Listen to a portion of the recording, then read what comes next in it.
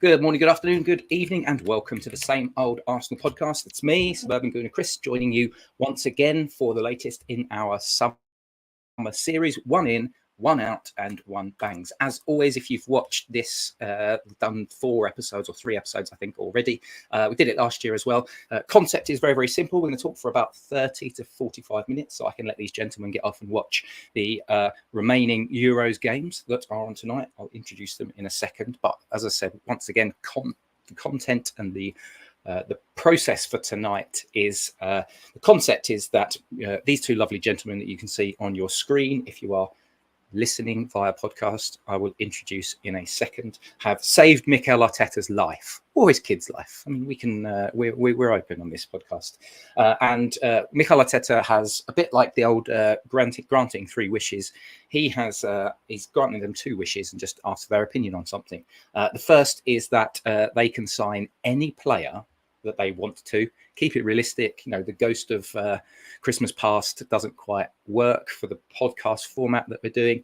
They can also sell one person, any person they want, whether they have a personal vendetta against them or not. That's entirely up to the wonderful gentleman on screen. And then just for fun, right at the end, we're going to talk a little bit about their opinions on who might bang for the Arsenal next season. This podcast is, of course, sponsored by Roofbeck Art, as many of you guys who follow us will be well aware. And Ruth does loads of really, really good stuff. You can check her out on her Etsy shop.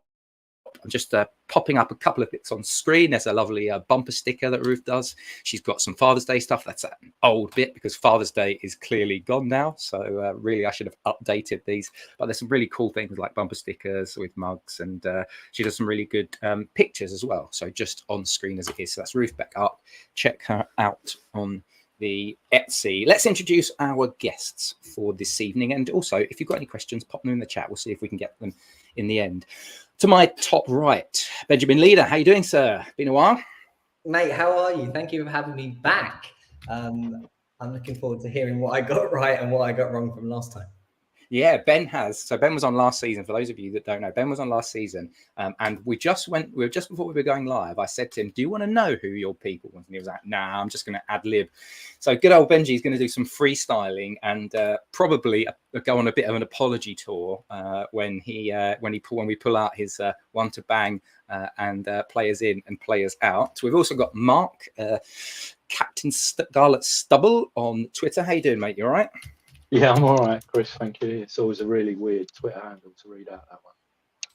Yeah, but we love it. Are you excited to tell Mikel Arteta your wishes for ins and out? Yeah, of course, mate. I'm sure Mikel's going to pay attention to a 59-year-old ticket agent from Southwest London. Yeah, he's keen for my opinion. I'm going to tell him the fogging truth. You represent, mate. You tell that fogging truth. So before we do that, though, it was probably worth, given that we haven't podcasted on the Same Old Arsenal pod since the England game yesterday, I'm going to let you go first, Ben, to try and give me a minute or two of your feelings. Go all emotion on me with the tragedy that we had to witness last night. Were you like Paul Scholes, I think, who said, "Oh, I didn't think it was too bad," or were you like the most of the waiting nation here in jolly old England saying, "Well, that was a load of pants"? 50-50. I think I've got quite good at almost like zooming out from kind of watching England, and I end up watching kind of fans and listening to kind of what they're kind of talking about. But I think the kind of issue is that everyone is kind of, I think there's this weird urge that they don't want us to actually succeed. And there's this complaining about this player shouldn't be in this position, or this player doesn't play for my club and why should he be there? So there's this weird energy about it, especially on Twitter. But in the grand scheme of things, wasn't terrible. Was it exactly what we want them to do? No. Gareth is obviously clearly, well, my opinion, he's putting players kind of in the wrong position and it's not clicking and it's not flowing at all. But in his defence, he's kind of got a few players out and he's trying to play players through what perceives to be kind of injuries like Bellingham. He looks absolutely exhausted and I understand why he wants him to play because he's bloody brilliant, right? But it's not actually helping anyone. So I'm hoping that now we're in the knockouts, he might kind of tweak things.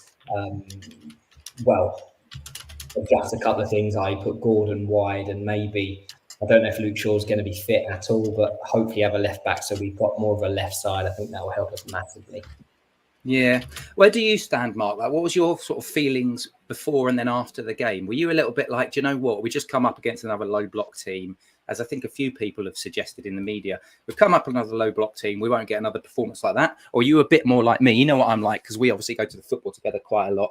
I do get a bit neggy sometimes. And frankly, I was on my Gareth Southgate warpath yesterday. Where's your head at?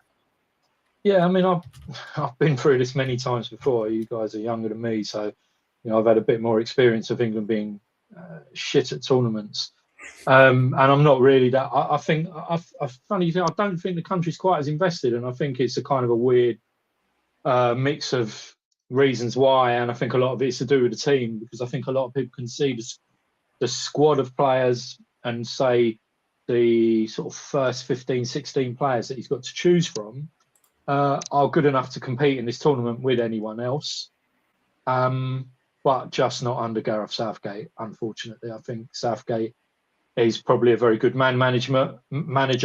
I'm sure he might be a very nice person. Steve Holland is obviously a massive twat. Ben White every Arsenal fan agrees with you there. Go on, mate. Great judge of character. I just think he's out of his depth. He did well to get us to where he got us in the last two tournaments, but maybe flattered to deceive, in fact, and we should have actually taken, the extra step or the two extra steps in each tournament. I just don't think he knows what he's doing at the moment. I'm ready to see Cole Palmer start instead of Saka on Sunday. I guarantee you that will happen now, because that's the pressure is on him to do that, and I think he'll do it. Gordon will play because he'll probably use Foden leaving camp, not coming back, so missing a big chunk of training as an excuse to kind of get Gordon in there, and then he'll just play the guys that are his regular favourites. No, it's a shit show. It is a little bit of a it's not a little bit. Get Declan and Bukayo home, man. That's all I can. Get them home. Yeah, let's have him rested for the new season. It's an absolute shambles, and it's a shambles because Southgate's playing. He doesn't have a recognised left back. I saw a tweet from somebody earlier, and it was from 2020, where he was talking about, oh yeah, we don't have a regular left back in the squad, and that's from 4 years ago. And it's like, you just don't learn your lessons. So yeah, I've been done with Gareth Southgate for a while. I think tactically he's a bit useless. On the pod last Wednesday, straight after the game, Johnny Cochran was talking about how he's a vibes manager, and they just don't really exist anymore.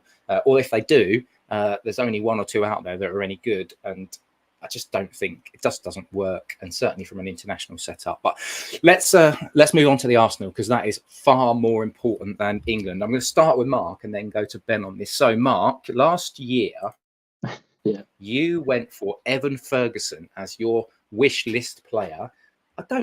Didn't have the most amazing of seasons. I think he did all right. He's still highly regarded.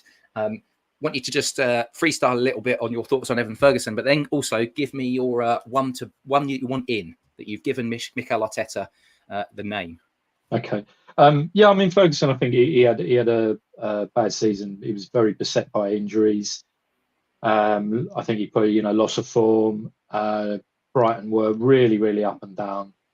Exemplified by the fact that they parted company with De Zerbi in sort of strange fashion. Be interested to see how he picks up from here. I think like last year, I think the reason for staying in was we could probably have picked him up at what I would have thought would be a better price than you try and get him this summer.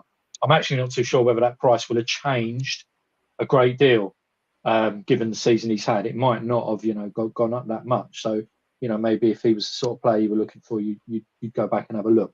And certainly, I think given that some of the players we're linked with, centre forwards, you can see that it's that sort of a stronger, more physical option up top who can play our game but can also finish goals, because that's kind of what we've been missing up there, as good a job as Kai did. In terms of who I'd like us to get, but I've listened to the last few podcasts, and obviously you've got some guys that come on who are very invested in watching overseas games and know a lot more about these strikers than I do, so I'm not going to sit here and say I really want Gyökeres.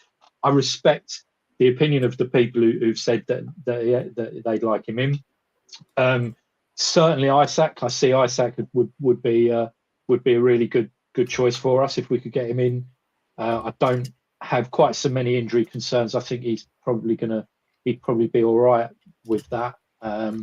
So I don't know. In terms of who we need, I think we kind of I think we do need someone who can take over that pressure at centre forward. But I think we have got some help in the background, but we've also got someone leaving in that position, which we'll come to. But I also think we do really need to think about that that other midfielder who's going to play. That sort of left centre mid, that number 8 that we keep talking about, or is it Declan? Is it not? I mean, the dream would be Musiala. I think Musiala would be absolutely amazing in our team. Is that your choice, or you're just dropping a name in there to tease us? No, I'm not going to do a Merv and suggest that we should go out and buy someone who's completely unattainable. I know we spent 105 million on debt, but we ain't dropping that every season, and teams are not always going to sell for that kind of money. But so you know what? I tell you what, because people have said his name, and I've been convinced without it being like my personal opinion. I'll go on other people's opinions. I'm going to go with Gyökeres because I think we need someone like that. And I'll go with him over Isak because I think that he's more attainable. I don't think Isak's attainable. I think Isak is the crown in Newcastle's jewels, and they will not sell him. They cannot sell him. I don't think they could sell him. It would be a riot. It would make their protests against Ashley look like a walk in the park. I also think there's another reason why we might get Gyökeres over Isak, and I will come to that later again when we're talking about outs. So I'm going to go Gyökeres. I mean, I said the same sort of thing to a couple of the guys on the previous pod. You can't argue with those numbers from last season. Ben, I want to get your opinion on Gyökeres, however you say it, as well. Just after I've done my little monologue for a minute or two, but 43 goals in 50 games is pretty impressive. For me, the only thing I'm a bit like is that 2 years ago, he was rocking up at Coventry in the Championship. And also the Portuguese Super League, I think it's called. It's a very different kettle of fish to the Prem. So, Ben, from your perspective, if that isn't your choice, if it is, then you can obviously go into that and your reasons. But if it isn't, just give us some thoughts on whether or not that's a sexy player that you want in, you think would be a good addition. No. Thanks for coming to my TED Talk. I massively agree with what you were just saying there. I don't want to be too hard on like his achievement because it's absolutely bloody incredible, but like the league is like a bum league. We want the guy to come from the Championship to playing arguably in the Championship again to the Premier League to elevate us. Like, I hear it and options are sparse, and I understand the kind of clamour because the guy has scored goals and fair play to him. But I'd love to be proven wrong, but I just don't see any sense in spending that amount of money on a player that, I think Chris, since the first day I've met you, I've been crying out for a central midfield player. How many years is that? I think our priority should be midfield. And I think, unfortunately, the names that we've seen, I don't think they are, sexy. I know you use the word sexy, but it's not something that I was kind of excited about. Obviously, we've been recently linked with that guy that used to play for Newcastle that now plays for Sociedad. I think it's Marino or something like that. He was fantastic at Newcastle and has done great things at Sociedad. Is he a level raiser? Don't know, but he's definitely a guy that's going to be able to perform that position that we ultimately kind of need. So I would much prefer that if we can't get these fancy, sexy targets, which I'd love us to be able to, and 100% agree with Mark, there's no way that we're spending 100 mil every summer. But at this point, I would much prefer a person that can play the position with a bit of personality, because I think that's the thing that's actually stopping us at certain points, because I think that's what Declan has brought us so much is, yes, his quality is outrageous, but he's got personality. And I think actually I would much prefer that we did that. Yeah, it's an interesting one because they were all sort of all in on Šeško, who we just watched yesterday against England. He did all right, but he's obviously very, very raw. I kind of feel like I'd like us to bring a striker in, and I guess to Mark's point, kind of like the counter to my own personal, I'm not sure about him, is 26. And as Arsenal fans, we get obsessed with price tags, but also we've suddenly, because we've got such a young team, obsessed with these young players coming in as well. The thing is, I do wonder if that price tag is something that, if Arsenal aren't going to go big, like you said, Ben, maybe they'll look at something like that and say, look, if we get money for Eddie and we need to get a replacement in anyway, it could be an option. And you never know. Some players peak at a later age. I mean, Ian Wright famously peaked at a later age. Right. Mark, I don't want to cut you out because obviously, just as a final bit, we'll go back to Ben for his one out in a second. But just any kind of his one in, sorry, for a second. But any kind of final thoughts on Gyökeres, given that both of us have poo-pooed your idea? No, and I'm not 100% invested in the guy, but there's people you've had on, and there's things I've read, and I've seen a lot of stuff that says exactly the same thing that Ben has said and that you've said, that he's not at the level we need. The question is, as well, is it's kind of like, I know what you're saying about we need to. You're looking for someone who's going to come in and raise us up a level, but maybe the issue last year wasn't the raising. It's not raising the team up a level; it's raising the floor up a level, and it's making sure that the players that we've got on the bench, he can bring on. I mean, we've all been a bit critical of Mikel and saying that he doesn't use his substitutes as much as we think he should. Some players are playing far too many minutes. I mean, you'd have to look and say that whilst we were unlucky with some players last year and injuries, you wouldn't have had to have taken too much of a guess at who those players were. What we were really lucky with was the fact that, Saliba, White, Saka, Ødegaard, Rice, and Havertz didn't really miss many games. A handful between them, So but come the end of the season, maybe we were just running on empty a little bit against Bayern, bit down against Villa, and it's games like that where we could have made a difference. If you're bringing someone on from the bench who's better than the options we had last year, come on, towards the end of the season, the options that we had last year were pretty much the same old. A lot of whom are players that I'm sure we're all like, yeah, sell him, because we need better players there. Because, it's not necessarily like we can bring in someone who's going to have the impact of Erling Haaland and win the league single-handedly just because he's going to score 60 goals. If we can, as a team, which is where we are is as a team, if we can actually just raise our floor so that we're not, killing the legs of all our players, and also the quality that we're actually bringing on to give them a rest is higher than what we've been used to having. That might be the difference. When you're looking at, we only lost the league by 2 points. Sorry, I went on a bit there. I do. You know what I'm like. No. It's fine. It's an interesting one because, as you kind of just highlighted there, like, goal scoring wasn't actually the problem, and yet we got told for most of the season that we needed a striker. And I think all of us, and me, I'm guilty for this as well. My first thought when the season finished was, let's get a centre forward in. But actually, we've got other players. It's that floor raising that we need. And Ben, I need to get your one in now. Is that where you're kind of coming at when you're talking about that centre midfielder? Because we don't need to score goals. So do we really need that striker? And who's your choice?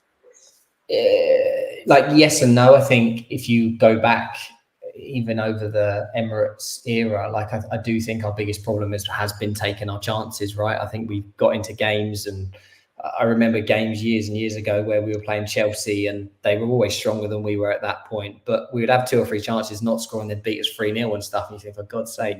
But actually, I still think there is an element of us not having that kind of personality, or what's the word I'm looking for? The killer edge to actually go and bury a team. Because when you watch City, for example, it's almost inevitable. And obviously they have the players, they have the quality, the depth. And like Mark said, I massively agree with all of that, but we just don't have that. So I agree in terms of what Mark was saying, in terms of we can raise that kind of lower level. Actually, may be able to give us that sense of inevitability, because ultimately if it's 60 minutes, it's 1-1, and we start bringing on a player that's better than Nketiah, for example, teams suddenly start going, oh my God, here we go. So my first option would always be someone in centre midfield, like, grown up on strong Arsenal midfield. So like I'd always go for that. I think in terms of options, like I mentioned Moreno, for example, because he feels realistic. Probably at this point, I don't know if we're waiting till after the Euros. Dream signing would probably be someone like Frankie de Jong. I know he's had a bit of a rough time at Barcelona and lots of injuries and bits and pieces like that, but I definitely think the way that he plays, he would fit in with us. So Moreno, and then what you're also saying, someone on the left. I think we need that in terms of rotation for Martinelli, because I think we're going to start seeing Martinelli actually go inside a little bit more. Saka obviously needs a rest because, as Mark already brilliantly said, like, he's been flogged like a dead horse and he can barely walk by the end of the games. Fantasy unrealistic signing would be Marcus Rashford all day long. Is that your one in? Is that the one you go? So after all of this building up that you want a centre midfielder, you've given us a left winger. Well, centre midfielder, Moreno, because it's realistic. Now you only get one. Come on, pick one. All right, I've got to say Rashford then, just for the difference. Nice. Why not? And why? Talk to me why. Why Rashford? Yeah. I just think if he can turn it on, he's absolutely fantastic. We saw from his basically his entire career, right? I realise it's been stop-start and he's had some difficult times, and obviously there's something personal going on for him right now, and the tail end of the season hasn't been great. But I think if you were to put him on the left-hand side of us, we would just be ridiculous. Like, we would be ridiculous. And there's this whole like Arteta can save him and stuff narrative, which is quite funny, but I don't think that's true per se. But I feel like if we went and shoved a lot of money at him, I think they'd be kind of interested. So fantasy Rashford, sensible head, someone in midfield that's probably a realistic option. Well, we're playing this summer series is all about the fantasy style. Mark, Rashford. Given that I gave Ben the chance of a little stab at your choice, is that a yes or a no for you? Look, there's no doubting that Rashford is a top quality player. I think as Ben has said, you know, he's not had the best of seasons. There could be various reasons for that. I mean, Man United were a bit of a shambles throughout the season under Ten Hag. Long may that continue. So I don't think it's as out there suggestion as people would think. You know, he fits the right age. You know, he's 26 now, 27 during next season. He's undoubtedly got a lot of talent. He's got pace. He knows where the goal is. He can certainly hit a ball. You know, why not? If you could get a good deal, if we can rob him off United, like United robbed Van Persie off of us. I know we're not going to get him on a free, but if we could do some kind of deal, then you know, why not give the guy a go? And he fits that. I do wonder sometimes whether we get a bit hung up on Arteta saving players' careers. You know, I think we all think that Mikel is the man who will, you know, raise you from the ground like Lazarus and turn you into Marco van Basten instead of Marcus van Rashford. But you know, I can understand why Ben's saying it. There are valid reasons for putting him forward. The guy you mentioned, like I said, like I don't know much about the guy who was at Newcastle. I really don't know enough about him. There's been various names gone around, and yeah, I mean, yeah, Frankie de Jong. I mean, I do wonder whether Onana might be. You know, I know Dave said his in was Onana, and if you could pick Onana up for a good price, you know, he's Premier League ready. He's a big lad. I think he can only get better playing at Arsenal. You know, he's a decent player at Everton, but I think he could only get better playing at Arsenal under Arteta's coaching and with the better players around him. And if he came, you know, with them games where you need him and Rice, I just think, you know, because we can't rely on Thomas anymore. Thomas needs to go to Saudi and get us 10 million quid, please. Thank you very much. Well, actually, I want to stick with you then, Mark, because that was your choice for last season. So this time last year, you were saying that one out for you was Thomas Partey. Is that still your choice, or are you going for a different option this year? It's not, because I think, you know, we've moved on another year, and I don't think Thomas Partey has done anything to convince us otherwise that he shouldn't be in the frame for people saying out. You know, so no, I'm not going to change that. I have a really horrible one out that I'm going to give, and I really hate this. Oh, it's Smith Rowe. I really hate it because we as fans, we love a homegrown player.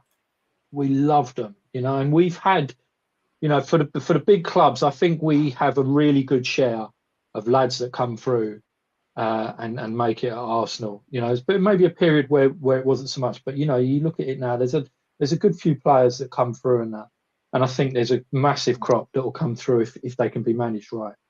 And I think Smith Rowe, when people say no, we can't sell Smith Rowe, I think that's their Arsenal heart talking. They're not taking the emotion out of it. And also, you go back to that period, and it was an awful period, wasn't it? That little bit where Mikel had taken over, and then there was that time when we were really struggling. We were losing at home to Burnley. We lost at home to some other really shit teams. And I remember Willian was playing, and he was dogs. And there came a game against Chelsea at home, I think, Boxing Day maybe, and Willian got suspended, I think, rather than injured, and he brought Smith Rowe into the team. And Smith Rowe played a blinder, and we beat Chelsea. And then the rest of that season, we actually picked up and we started playing really, really well. And Smith Rowe was a big part of that. He was making goals, he was scoring goals, and I think we just took him to our heart because he dragged us. I know there's other players involved as well, and it was down to Mikel too. But I think, he kind of was a big catalyst in dragging us out of a real hole. There are people who'll say that Mikel was teetering at that point. And I know there'll be people who say, no, bullshit, Mikel was never in any danger. But it was bad times. And so Smith Rowe, but I think Mikel doesn't want to play him. I just don't see him. He gets bits here and there. Other players get a chance in front of him. I'm sure Smith Rowe's played a part in some of it himself, possibly. Certainly his injuries are not great. But I think it might be time to say, look, if someone like Aston Villa still want to sort of give us 20-25 million for Emile Smith Rowe, I think maybe it's time to take it. And you know what, as well, it might be time for Emile as well. The guy needs 24 next month, I think. He's 24 next month. He needs to be playing regularly. He's good. He's good enough to play regularly. He needs to be playing regularly. Yeah. Maybe we could put a nice buyback clause in there. Whether they still work nowadays, I'm not too sure. Sell-ons, obviously, but Smith Rowe is it absolutely breaks my heart to say it, but I think it's time for us to say goodbye to Emile. I hate saying that. Yeah, I'm going to birch myself after this show. Well, I know that probably will be come of some discomfort for you to say that, because last year that was your one that you thought might bang. So obviously a season on where we've not had he's not got the game time, he's picked up a couple of injuries, I can kind of understand it. Ben, from your perspective, a couple of words on Smith Rowe, and then your one out from last season was Thomas Partey as well. So you can have a minute or so on both Smith Rowe and Thomas Partey, but then I need you to give me your person you are exiting this season. Again, agree with Mark. It's hard because in the grand scheme of things, right, as obvious as this sounds, we thought he was going to be well good. He's homegrown, we love him, he's brilliant, and he was brilliant, and those memories that he gave us. But we get attached because we were like, hang on a minute, we've got a world-class player here. And unfortunately, don't know if it's personal things or just that's his level. It just hasn't gone as far as ultimately we wanted it and hoped for him, right? Because we gave him the number 10. He was going to be our poster boy. But yeah, it is what it is. And I think Mark's right. I think it's time that we can kind of cash in on him, basically, which again is difficult to say, but I think that's something that we've got to, I'll speak for myself actually, something I've got to get better at is just letting go, knowing when to let go of players. Because actually, do you know what, maybe last year when the talk was it 40, were they saying? Something like that? There was a large number. And I was like, no. But actually probably in reality at that point, we probably should have done that. So yeah, I probably do agree with that. I think he needs it as much as kind of we do. Thomas Partey, yes, stance hasn't changed on that one. He should have gone last year. I think obviously with hindsight, the biggest mistake we made was obviously Partey's always injury prone, but we've let Xhaka go. So we've basically lost our midfield. And I think that took us so long to sort of stabilise.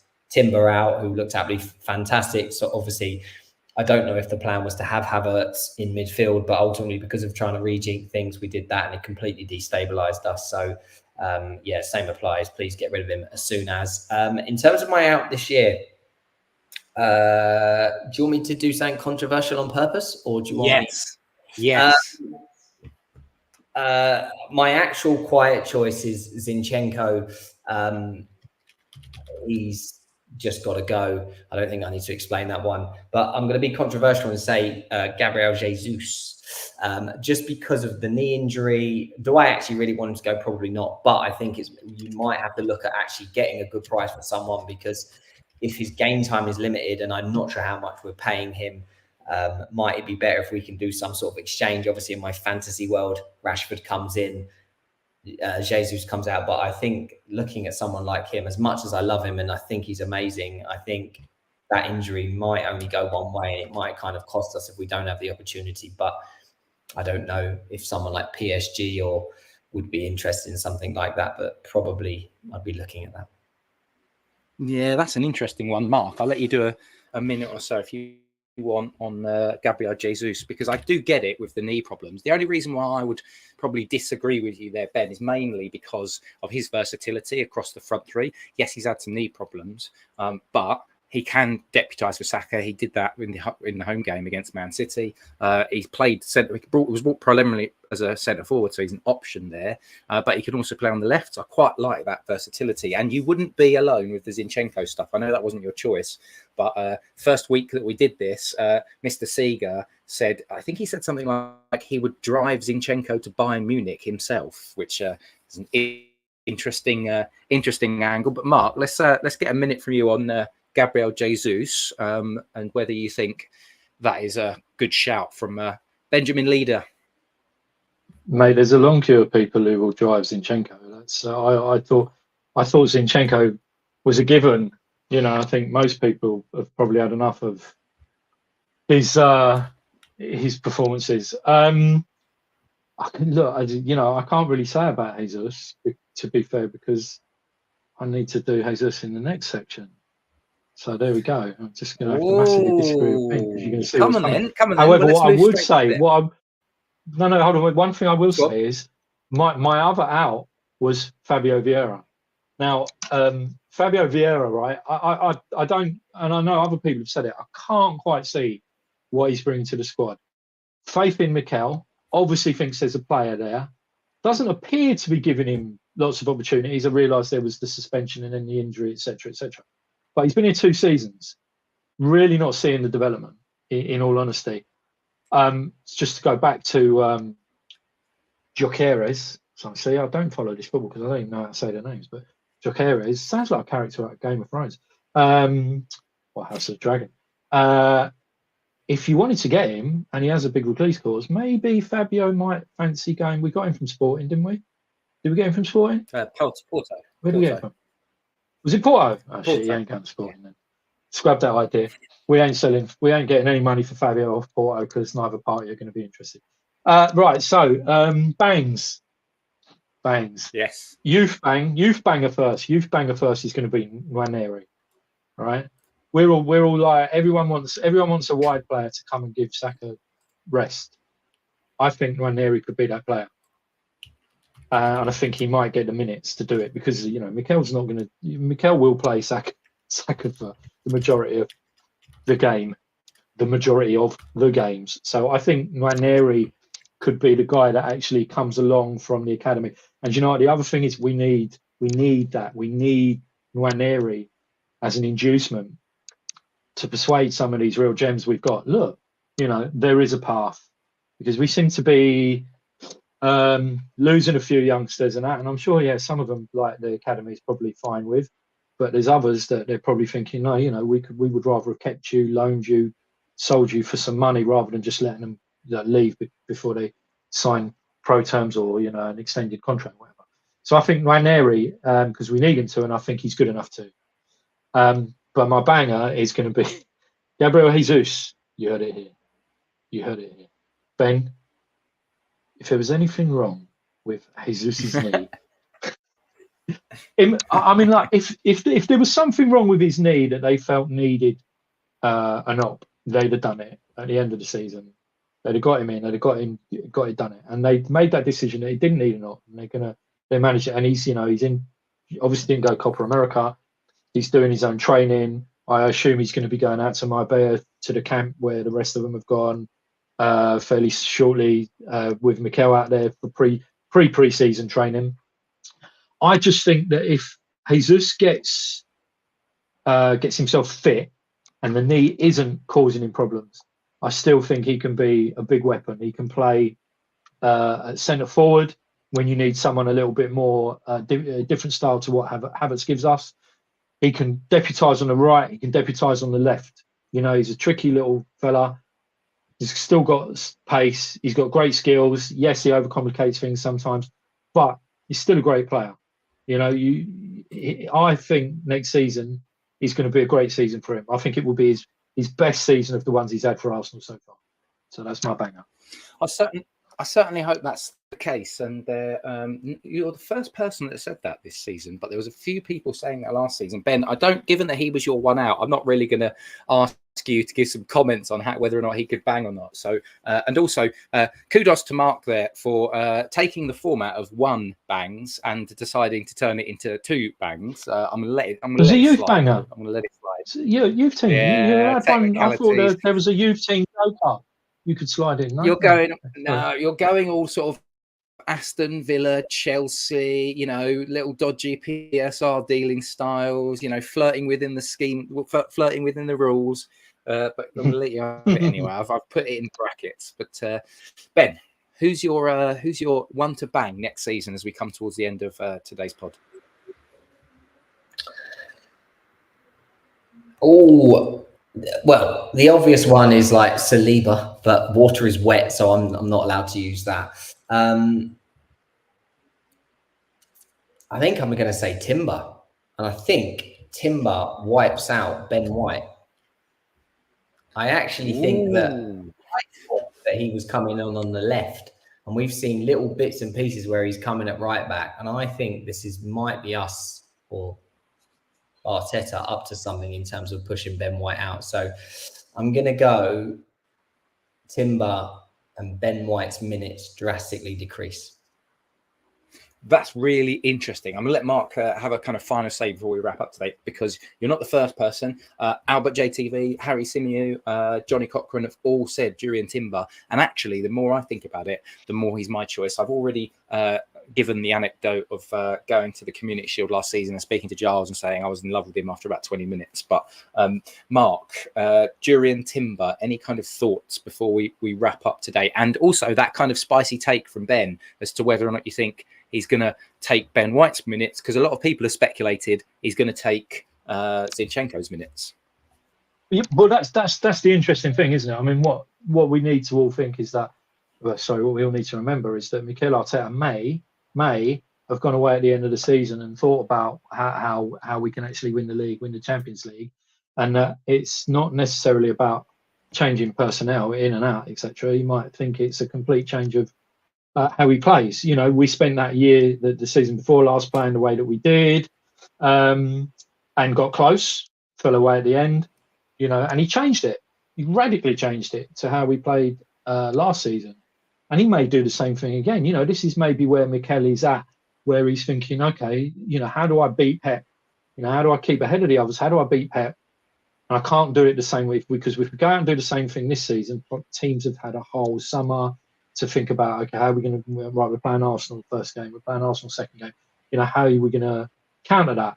And if they're thinking all of that on how we were playing, Mikel's the kind of sneaky git that will kind of maybe try and change it up in some way. So a lot of what we're saying, I think most people have been saying, I've not heard anyone kind of think about whether Mikel might change how we play, which completely went off path there. I apologise again. Timber.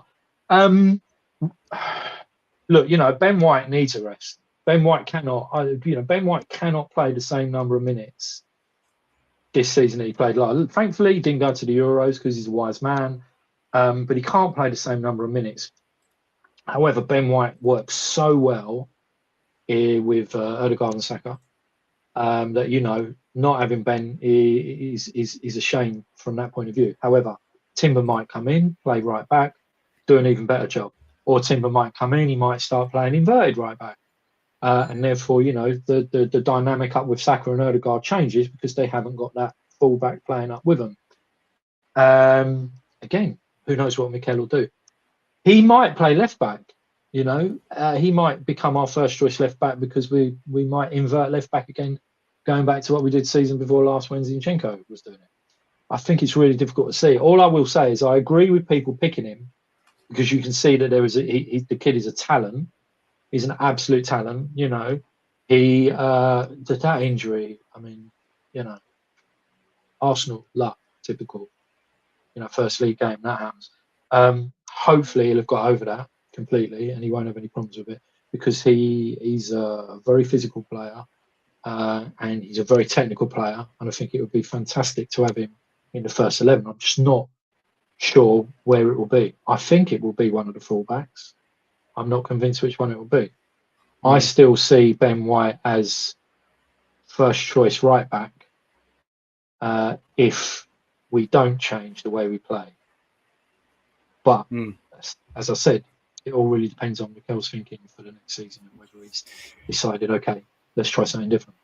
Yeah, it's going to be fascinating as we get to the first set of those pre-season games and we start to see how they line up. And I think what you've hit on there, Mark, and obviously Ben's talked about it a little bit as well, I think it's going to be quite interesting because Arteta is an innovator. I think we've seen that, and he likes trying different things, and that's beneficial for us, particularly if you're going to try to go for a league title, because everyone gets access to the same set of data, and so all of these Premier League clubs will be thinking they know how to play Arsenal. We started off the beginning of last season with Thomas Partey playing at right back, doing inverted stuff. So Arteta's going to do some 3D chess. We just know there'll be something a little bit spicy up his sleeve. Listen, we're at the end of the podcast today. I just wanted to take a minute to say thank you very much to my two lovely guests for joining me. Ben, great to have you on, mate. Thank you, I appreciate it. And Mark, always a pleasure, never a chore. Thanks very much, Chris. Sorry for gabbing. It's my nature. No, that's what. If you didn't say anything, it would make it a very long podcast, or it would just essentially make it a bit like a phone call between Ben and I. So it's been good to have you on. Of course, Amanda is going to be back. I'm not sure when exactly she's back.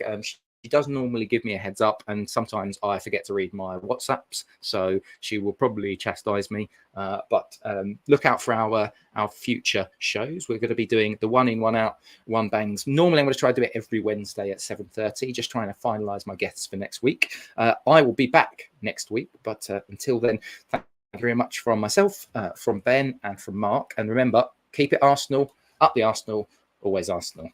Laters, guys.